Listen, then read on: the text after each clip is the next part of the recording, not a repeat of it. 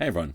This is a video on the parts of a dissertation that graduate students commonly misunderstand. I've designed this video for graduate students like our Marymount University DBA students who come from industry backgrounds primarily that didn't really include much training in academic research. But even doctoral students with years of training in academic research often get stuck on some of the seemingly simple terminology, especially when trying to communicate about expectations with their dissertation chair and committee. So this video is intended to help those kinds of doctoral students and their advisors start talking the same language about these admittedly complex elements of a dissertation. So a dissertation is different from just about any other paper you're going to write in your life. It's really different from papers you write for work, and it's probably going to be different than pretty much any paper you write even during your dissertation program. But there are a few elements that we can look at that dissertations have in common or that you can kind of mix and match into your dissertation. So first of all, what things are going to be common for just about any dissertation? Just about any dissertation, just about any field, you're going to be doing original research. You're going to write at least one study or conduct at least one study, and it's going to be an empirical study. It's not usually going to be a conceptual paper, although there may be some conceptual elements like we'll talk about, and it may or may not be theoretical. Now, in terms of your study design, your paper will likely either be exploratory or confirmatory. There are a few other important designs, and we'll talk about those briefly, but most dissertations are one of these two. In terms of your data collection, dissertations typically run studies that are either archival, observational, or experimental. In terms of your data type and data analysis, these will be either quantitative, qualitative, or mixture of the two that we call mixed methods. All right, let's talk about those basic characteristics of a dissertation that most dissertations have in common. First of all, when we say that your research will be original, we mean that it'll be a new study that hasn't been conducted before.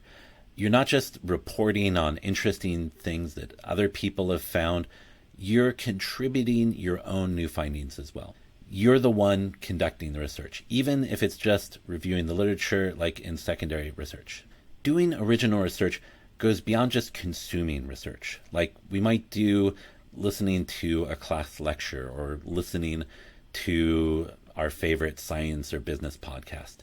Original research is about you becoming the expert. Original research encompasses a complicated network of activities, ranging from setting the goals of your research to defining your methods to validating and sharing your results. Doing good research takes time and planning. One of the primary roles of your dissertation committee is to help you explore and select from the different ways that you could structure your dissertation and get the most interesting and accurate results for the issue that you're investigating. As we go through these different elements, we're going to talk about these important aspects of your research, your study design, your data collection, and analyzing your data. So the key component of your original research is your study.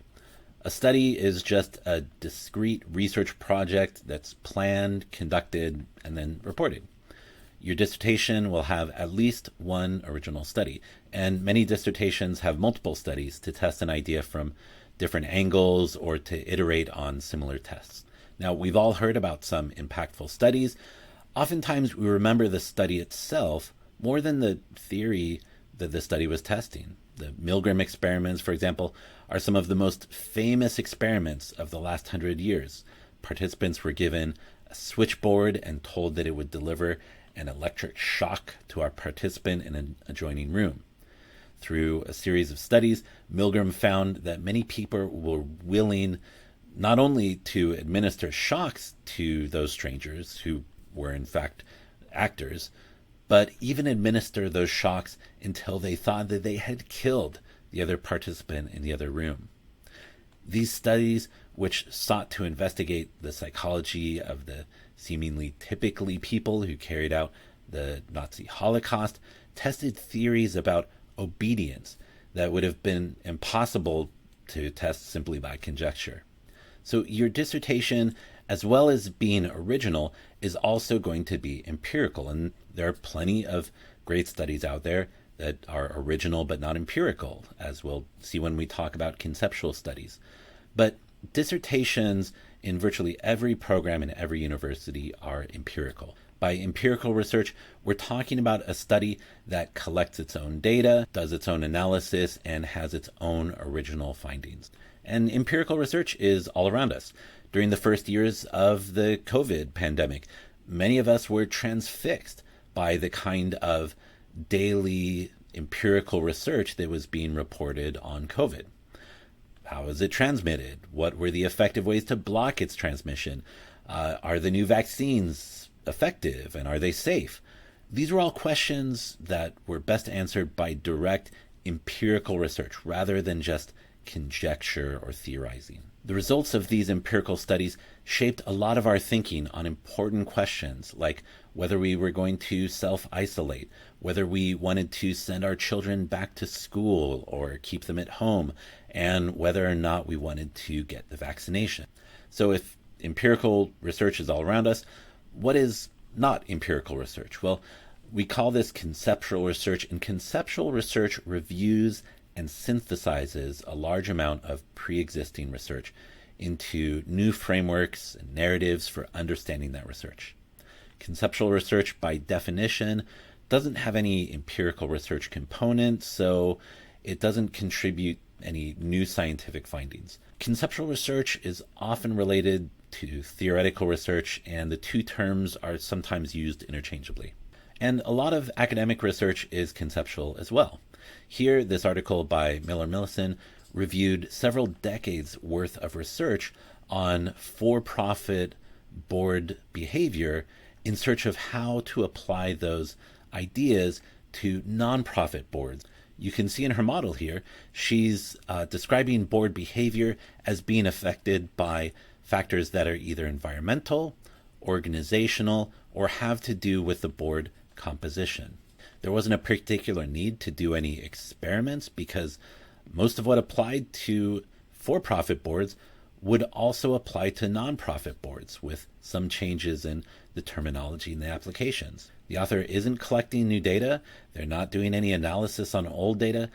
They're just making sense of the existing research findings in a novel context. Now, while your dissertation may result in a new conceptual model like this one, conceptual research alone is generally not acceptable for really any dissertation in any field. A trap that some doctoral students fall into is becoming so enamored with the existing research that they focus more on their conceptual models than their empirical research. When you're writing your dissertation, conceptual research without empirical testing is just not appropriate. You may have a good idea about the field, but it's up to your dissertation to see if that idea holds up in real-world conditions using your own data collection, your own analysis, and your own discussion. So what is theory, and how does conceptual research differ from theory?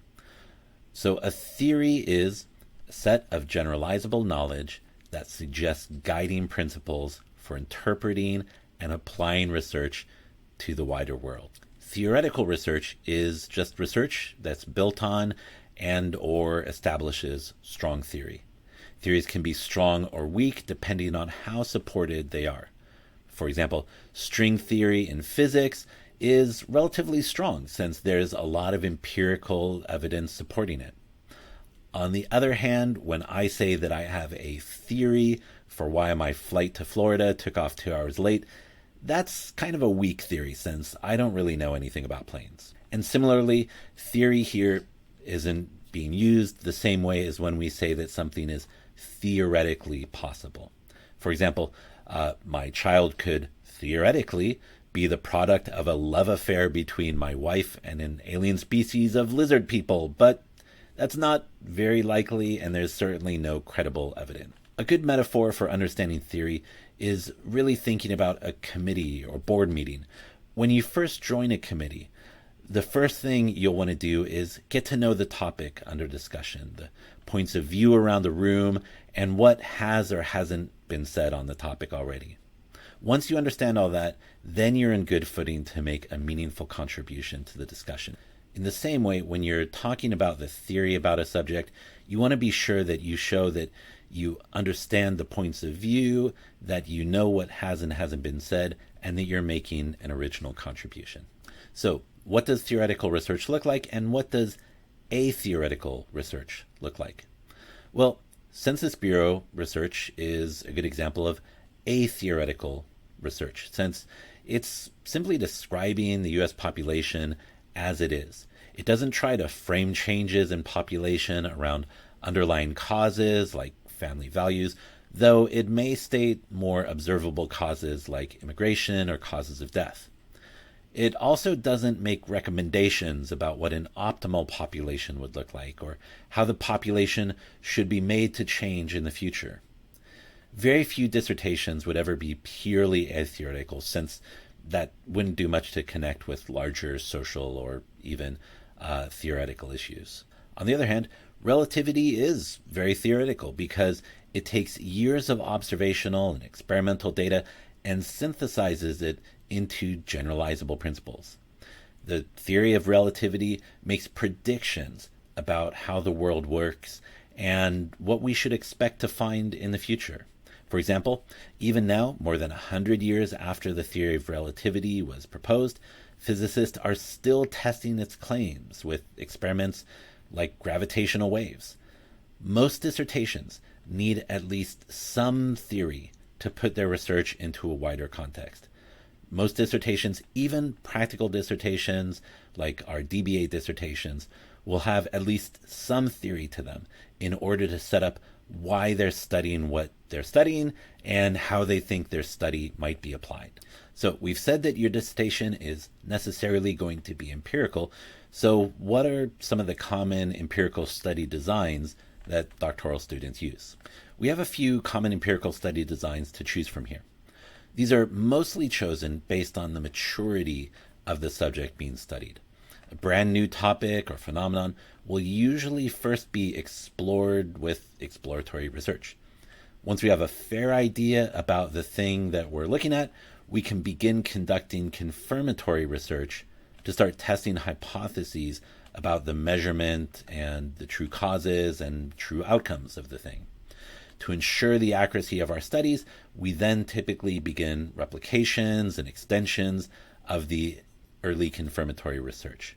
And once we reach some critical mass of studies, we may conduct a meta-analysis on the different studies to make sense of their aggregated findings. And of course, we often backtrack and repeat steps in this process as well.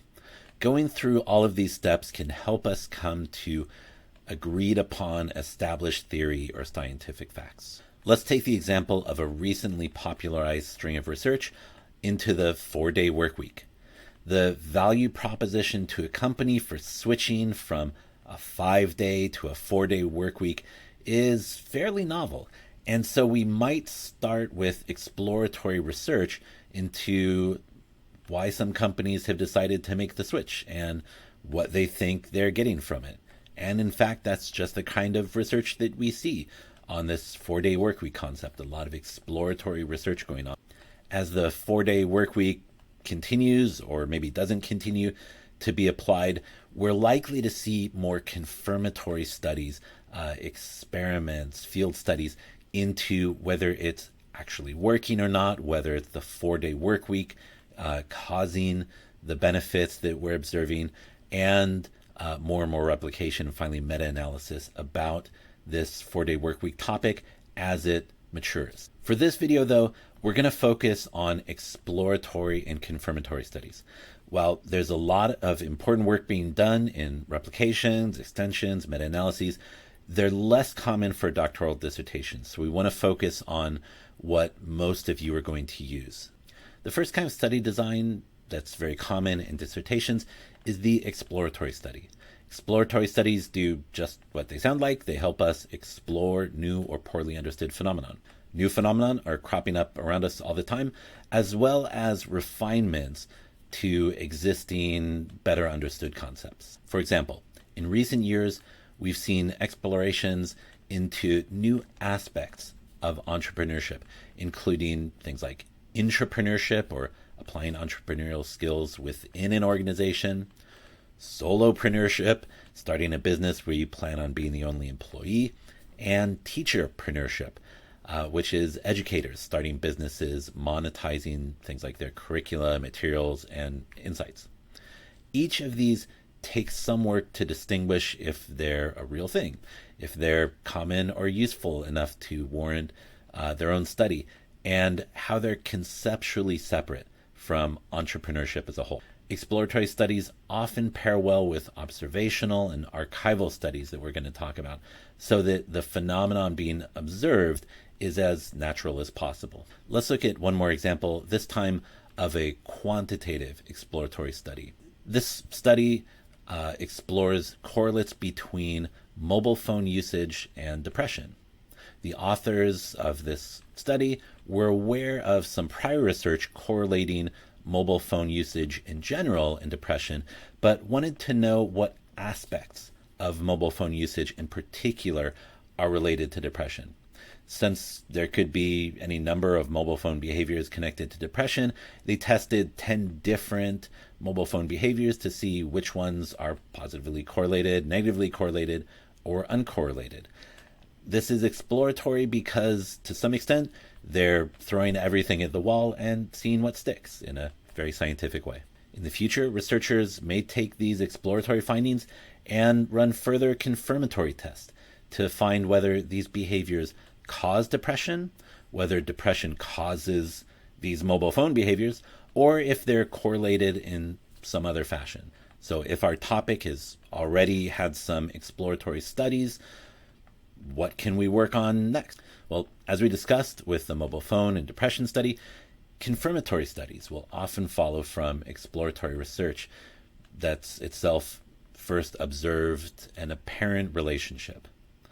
Confirmatory studies may also follow directly from conceptual research that's proposed a logical idea and can now be tested. A confirmatory study is the flip side of an exploratory study. A confirmatory study has an idea what relationship it expects to find, and it wants to test that relationship. Confirmatory studies are often hypothesis-driven, stating early in the paper what relationships they want to test, and then going to test them. Let's look at an actual study. This classic study by Spranka, Minsk, and Barron grew out of research in the 1980s into why parents were hesitant to have their children vaccinated against severe diseases included polio, measles, and diphtheria. Through early exploratory research, researchers began to observe that parents seemed to prefer their kids getting sick due to causes out of their control, like contracting an illness they're unvaccinated for, than by something in their control, like getting ill from a vaccination. Confirmatory research tested whether this was a bias that would affect real-world decisions. The results showed that this bias swayed parents' decisions, even if it was much more likely that the child would get sick, and even much sicker, from the parents' inaction to have the child vaccinated rather than their action vaccinating the child. This bias towards potentially harmful inaction rather than action has become known as the omission bias and has helped to shape policy and communication around some of these phenomenon like vaccinations. And this kind of finding would be impossible to prove with exploratory research alone. We couldn't have just gone around asking parents of unvaccinated children what kind of decision-making bias they were engaged in. They would say they're not biased at all.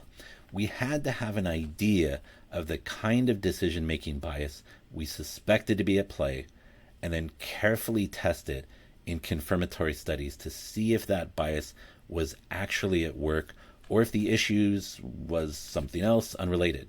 Because of this, a confirmatory study is considered a higher level of evidence than an exploratory study.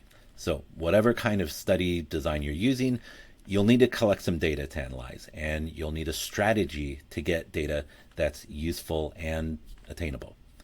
Data collection is typically either observational, experimental, or archival.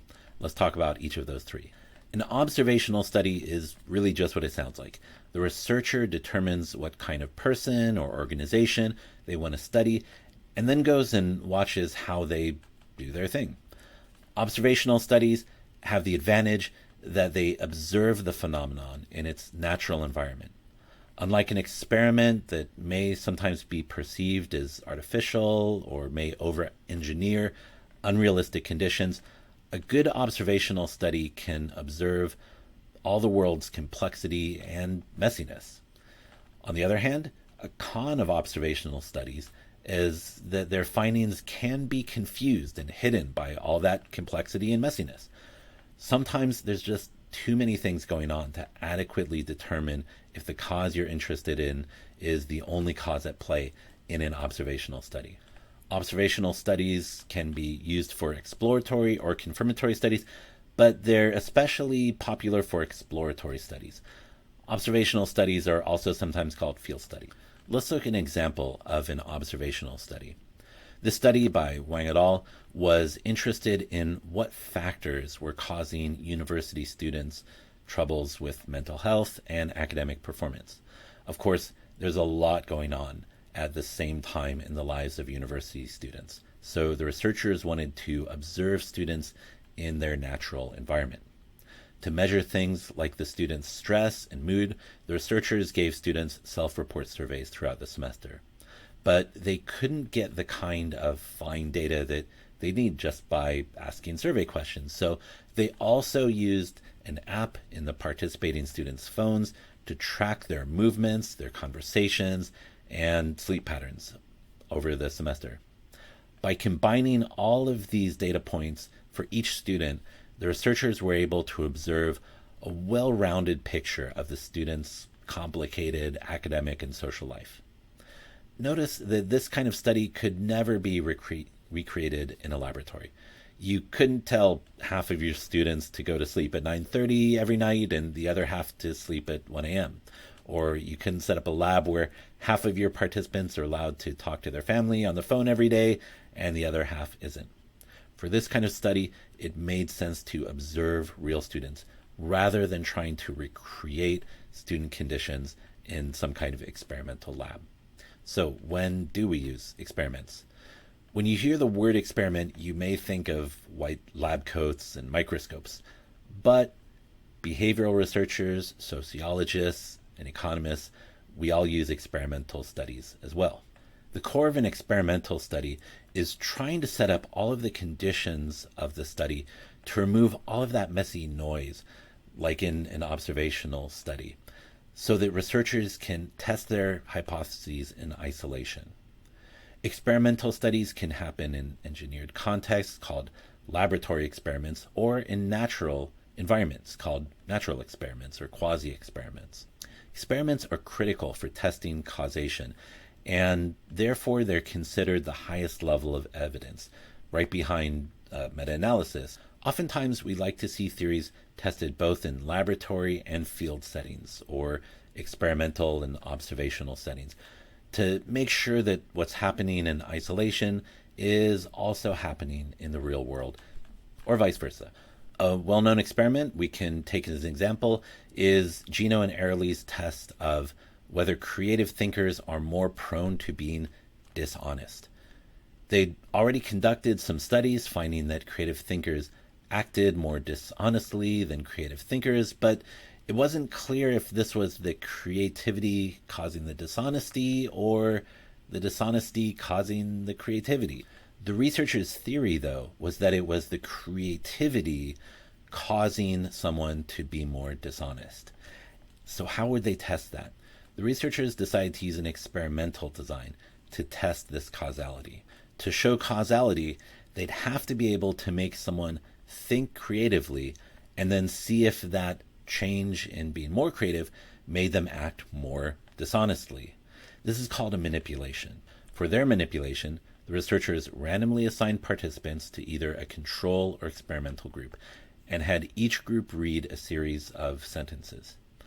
The control group read sentences with no connection to creativity, But the experimental group read sentences with words like creative, original, inventiveness, novel, innovation, and ideas. Because of reading these kind of sentences, the experimental group was primed to be thinking about creativity and thinking in a more creative way. Following that manipulation, participants were then asked to do a task where they would have the opportunity to be dishonest to get a better result. And what would you know? The experimental group, who had been conditioned to think creatively, acted more dishonestly. A well-designed experiment like this can help us get to the real truth of a situation and understand the relationships between things like creativity and dishonesty. Now, both observational and experimental studies require you to go out and create some new data by measuring and exploring things. But what about data that's already out there? Archival studies collect and analyze data that's already out in the world in some form. In fact, there's a lot of data already floating around us. So looking for existing data can often be faster, more complete, and maybe more natural. A recent interview with Stephen Levitt, linked in the slide, gives some compelling rationale for looking for and using archival data. And a good example of this kind of archival research is a recent study of the thinking styles of political leaders over the last 200 years.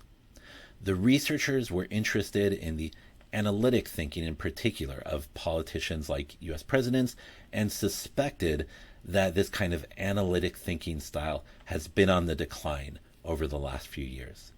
Since we can't go back in time and interview a bunch of dead presidents, though, the researchers had to look into archives of the politicians' inaugural addresses, State of the Union addresses, debate transcripts, and more.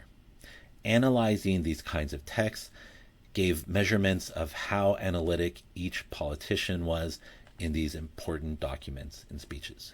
And as a result, the researchers did find a decline over time in analytic thinking styles in different political leaders around the world. Now, trying to answer this kind of question with an experiment or observation would be able to tell us something about how politicians are communicating at this moment. But using archival data let these researchers look back at over 200 years of records and see trends that we just wouldn't have been able to observe with some other study design. So whichever strategy you use to collect your data, observation, experiment, archive, you'll end up with a few types of data and a few methods for analyzing that data. Importantly, your data will be either quantitative, meaning it's measured or numerical data, qualitative, meaning it's unmeasurable or subjective data, or a mix of the two, like in the student mental health study we looked at. We can also analyze our data using quantitative, qualitative, or mixed methods. In this section, we'll first talk about purely quantitative analysis, then purely qualitative, and then mixed methods of analysis. And we'll focus more on the analysis here than the data type. First of all, quantitative analysis looks to get precise comparisons of precisely measured phenomenon. Most of us have done some kind of quantitative analysis, either trying to balance our checkbook or plan our weekly Starbucks budget. Quantitative data usually shows up in some kind of numerical table, and quantitative analysis results are usually more numbers in other tables. Common types of quantitative analysis include descriptive statistics, correlation, regression, factor analysis, path analysis, and multi-level modeling. For example, in our DBA program, we use quantitative analysis to predict what classes students will be most likely to register for. By giving students a perceptual measure of their class preferences, we can see which classes students find extremely important for their program and which ones they find not at all important for their personal program. These numbers can help us plan for high enrollments in some optional classes and low enrollments for others. But notice that these numbers don't tell us much about why some classes are rated less important than others. And it doesn't allow students to give us ideas for how to turn those classes into a higher demand. For that kind of insight, we have to turn to qualitative research. Qualitative studies try to get to those unmeasurable truths that underpin really the majority of human behavior and the world in general. How does someone decide to quit their job? What can make us roll on the floor laughing? What would I like to accomplish before I die? These are all questions whose answers aren't really easily measured and are open to a lot of subjectivity. But they're not unstudyable. To study questions like these, we need to go beyond numerical measurements and be open to qualitative analysis. Now, a caution to doctoral students. You may be thinking that qualitative studies are easier. They're less numbers, and I don't like numbers, so I want to do a qualitative dissertation. In fact, because of the increased personal judgment and interpretation needed for qualitative analysis, results of qualitative studies are often subjected to even greater scrutiny and skepticism than quantitative studies. Students may think that qualitative studies sound more touchy-feely and loosey-goosey, but in reality, qualitative research has had to become much more rigorous in recent years to counterbalance that kind of a perception. Common types of qualitative analysis include narrative research, phenomenological research, grounded theory, ethnographic research, and case study research. An interesting qualitative study, to use an example, is Ashforth et al.'s investigation of managers who oversee dirty work jobs. Dirty work here just means that people outside of this profession judge these kinds of workers as being somehow tainted by their work, maybe physically, maybe morally. Jobs like morticians, exotic dancers, trash collectors. The researchers were concerned with how managers are able to keep workers engaged in these kinds of jobs despite the social stigma. Through a series of interviews with managers of dirty work jobs, several tactics started to emerge for dealing with the social stigma. Many managers, for example, reframed the work by telling their employees that the job that seemed dirty to some people was actually a positive benefit for society or for the people working there. Other managers tried to create social support by creating camaraderie among the workers in that field. What sets this study apart as a qualitative study is that these tactics would not have been something that we could have measured. Instead, the researchers needed to look at their qualitative interview data and use good qualitative analysis techniques to let these tactics emerge. But sometimes we mix quantitative data with qualitative analysis and vice versa. There are a few different types of mixed methods that are worth knowing about. For example, when a paper uses multiple studies, some of which are qualitative and some of which are quantitative, we consider that mixed methods. Here, we want to focus on mixed methods as a single study that mixes quantitative and qualitative data and or quantitative and qualitative analysis. In this study of mine, I used a mixed method approach by collecting both quantitative and qualitative data and analyzing that data both quantitatively and qualitatively. First, I asked participants to read a scenario about a manager whose masking policy at their bar during COVID-19 led to one of his workers becoming infected with COVID and becoming very ill. I asked participants to rate how much money they thought the worker should be able to sue their boss for damages. This was the quantitative data. I also asked them to write a short essay about what moral principles they felt were at play in the scenario, and this was the qualitative data. So I ended up with a mixed data set of quantitative and qualitative data. With that data, I started my analysis by looking for themes in the participants' essays and came up with the 5 themes shown here. This was a qualitative analysis of my data set. Once I'd used qualitative analysis to let those themes emerge, I then went on to see how those themes correlated with how much participants thought the employee could sue their boss for. a quantitative analysis.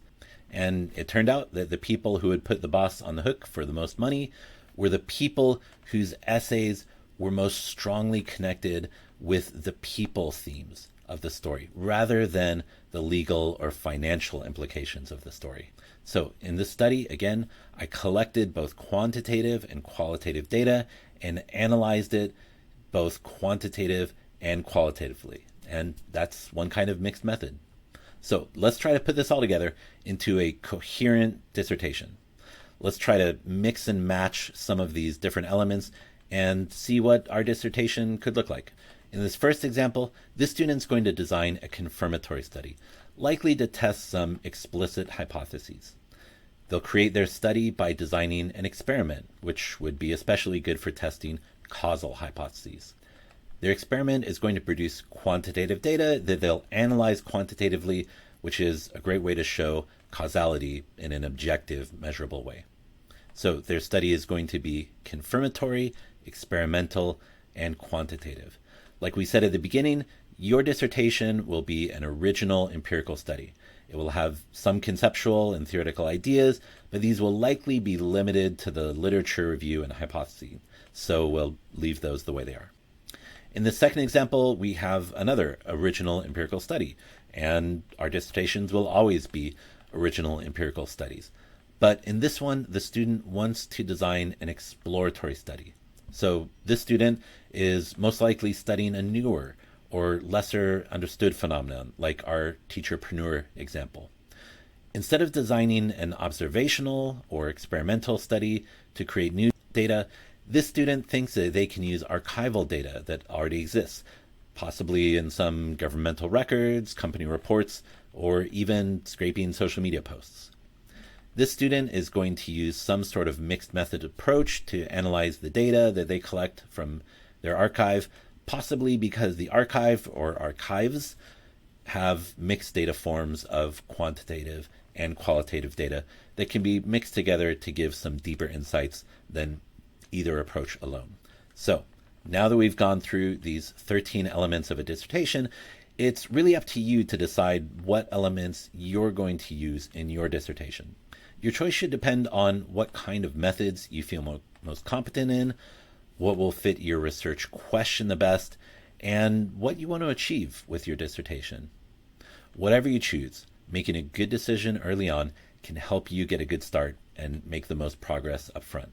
Finally, remember that your dissertation will be different from every other dissertation in history, so make it the kind of dissertation that you want it to be.